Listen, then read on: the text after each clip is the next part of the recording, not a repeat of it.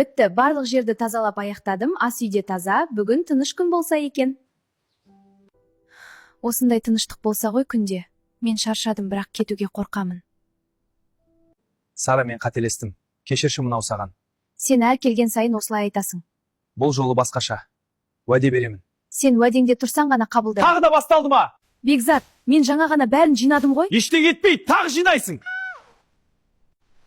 Кім үшін шыдап жүрмін? Шыдамым таусылды, бүгінде қол көтерсе бірден полицияға хабарласам. Шыдамайым енді, бітті. Бекзат дайын болып қалды. Күтіп шаршадым ғой, сенен бірдеңе шығуы қиын. Мен тырыстым ғой. Саған бірдеңе айтайыншы, осы саған үнамай жүрген сияқтымын, одан да ажырасайық. Қайда барасың сен? Сен бәрібір ешкімге керек емессің. Маған да жараспайсың, ойланып сөйлесей сәл. Сол үшін ажырасайық деп тұрмын, мен шаршадым, өзімді жоғалтқым келмейді. Не деп тұрсың өзі? Сен өзіңді кім деп ойлап тұрсың? Ажыраспайсың. Үйде не тыныштық жоқ, сенің кесіріңнен, не уәдеңде тұрмайсың. Тілің шығайын депті жап аузыңды.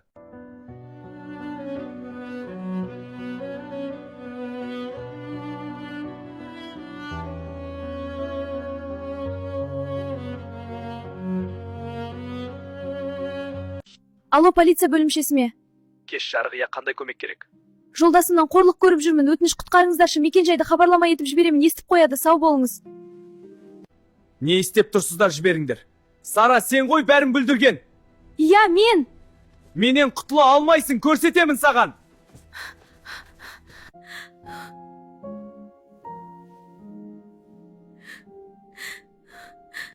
Құтыламын міндетті түрде.